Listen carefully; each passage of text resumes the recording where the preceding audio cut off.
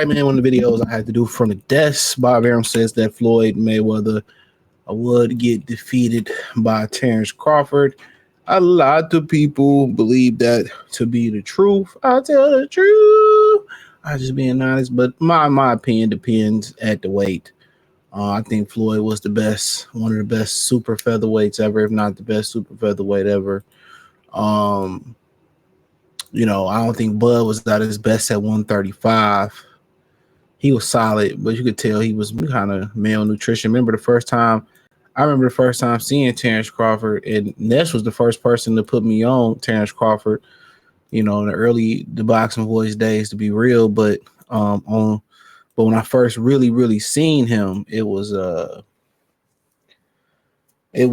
when he fought British Prescott. British Prescott was a guy that was known for knocking out Amir Khan, and you got to remember Bud moved up, I think, on short notice from 35 to 40, and then he went back down to 35 and got a belt. Bob Arum says Terence Crawford would have beaten Floyd Mayweather. Crawford beats Mayweather because Crawford, for a guy his size, unique. Arum said one thing that Crawford has that most others don't have is that he is totally ambidextrous. So when he shifts from orthodox to southpaw, he's equally effective either way. And that could be difficult to deal with. And I just think, Mayweather didn't fight a lot of those athletic black guys. He avoided those guys throughout his career. That we know. He avoided those athletic black guys. I think Crawford length, usually Mayweather's the more rangier guy. Crawford's natural side. And we're going to see, as we gather more information, if Bud is able to go up and compete with Canelo and just be competitive and whatever the situation may be, then it's, people go kind of say that, they all Bud easily, but they both great, man. I think comparing fighters is strictly a boxing thing. I think it's strictly a boxing, UFC, tennis, golf thing. I know a lot of people. I was listening to Corey Holcomb in the 5150 show, and he was saying you don't hear white people comparing athletes to other white people comparing their athletes to other athletes. You really don't. But I think it should be reserved for one-on-one sports. And it's such an interesting debate. And you don't really hear about a bunch of Mexicans doing that neither. Like, who'll win, Canelo or another, Mexican up there. You really don't really see that. I don't know if I think it's really a boxing community thing that I think is okay. But, I think kind of people in the black community kind of do that and oversaturated Jordan, LeBron. But in boxing, it's always good to wonder, in my opinion. That's what I believe. It's always kind of good to wonder and see what's going on. But honestly, yeah, Bud is a tremendous fighter. His ability to switch hit, his ability to go righty lefty, his range, his power, his ability to punch with both hands. Mayweather's great defense. It'll be definitely a tactical fight. It'll be a tactical fight. So it ain't gonna be he just gonna run over Bud or Bud just gonna run over him. I think it'll be an interesting fight. I think, especially at 47, Bud. At 54, I just didn't get enough of a size from Bud, sample size, but it'll be, Bud, seemed like every time he put a punch, it hurt Madrimov, and Madrimovs don't really fight like that. So we'll know more about Madrimov when he fight Virgil Ortiz. Will he be as cautious with Virgil? But when Bud was touching him, Bud was hurting him every time he hit him clean outside of a jab. So that's one thing I was noticing in that fight. And Bud took his shot. So Bud seemed like he could take the shot, and Bud seemed like his power traveled up with him. So it's an interesting fight. Bud is naturally bigger, stronger than Floyd, but Floyd got that IQ. Floyd gonna figure it out. That's one thing we know about Floyd. Floyd gonna figure it out. So it'll be a nice fight to see. It'll be a nice fight, a nice fight to see, man.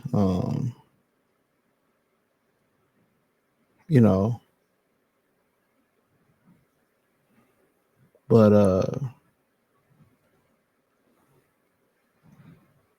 But the weight has a lot to do with it. But Bud is a big, strong guy. I mean, he stopped everybody at welterweight. And if Dreamov would have fought like he usually fought, he'd have stopped him too. I'm telling you.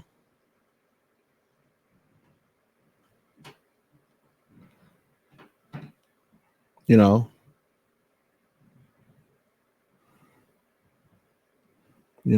So,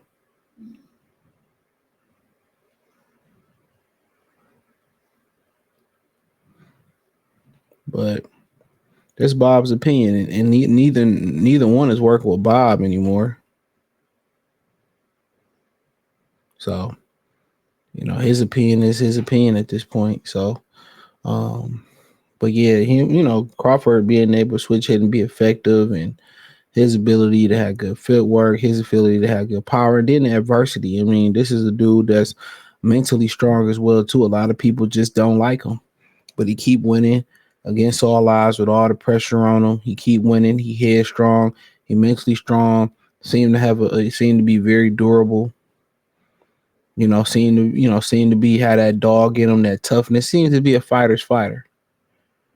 He ain't gonna duck no fade. Now we know Mayweather ducked some fades in his career. Bud ain't gonna duck no fades.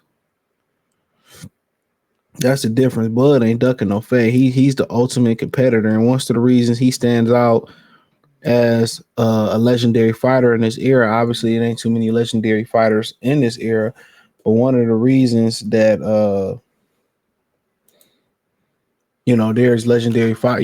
He sticks out because it ain't that many great fighters left. So, like I said before, when you start talking about the time and the speed, the reach, it'll be a good fight. But I think Mayweather is better in the defensive department, and Crawford is better in the offensive department. But the problem, on the other end too, is Bud can be defensive. We seen it versus Victor Postal. Bud don't really want to get hit. He won't get hit. That's what we can say. Bud really don't want to get hit. He won't get hit. So he can pack it in and fight a disciplined fight. He can punch off the move. He can punch stationary. So that's the crazy thing about it. That's the crazy thing about it. That is the absolute crazy thing. He can generate power. And Mayweather, early in his career, he can generate power off the move. But it's a good fight, man. It's a fight that I think depending on the weight. But at welterweight, I really do think I would take Bud. Welterweight, I'll take. But I don't think Mayweather was that great of a welterweight. You know, I think at 40, 35, 30, he was those his best weights. I think welterweight, he was a bit out of his truth.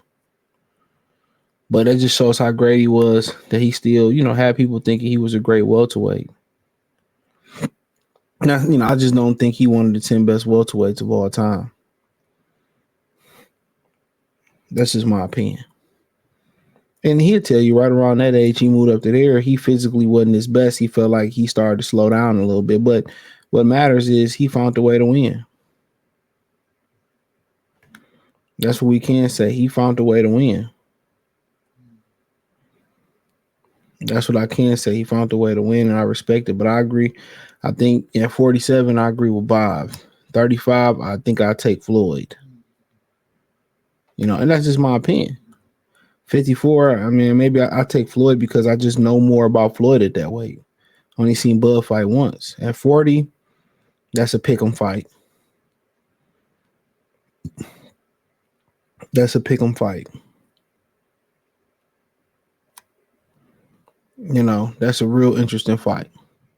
That might be the most competitive weight for both of them is 140 pounds. That might be the most competitive weight class. That might be the best competitive fight. We got a lot of intel at those weights. That might be the most competitive weight that they fought at.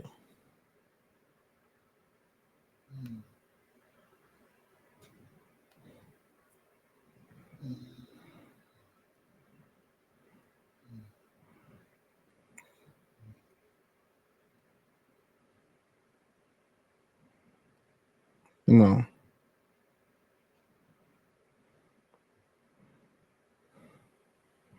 But Bob, I think Bob is strictly, giving his opinion. I don't think it's sour. I mean, obviously it's not sour grapes. Bud sued him and they came to a settlement. Mayweather bought himself out. So I mean, it is what it is, man. So, um, but hey, let me know what you girls and guys think. Check out the boxing news playlist. Hit the link tree. Find me on X, Instagram, Spotify, Anchor, Cash App, Venmo, PayPal, Amazon, Quick, Kick. Check out my main channel, my other channel, Free Game 89, my Detroit channel. All that's inside the link tree. Appreciate the love and support. Peace.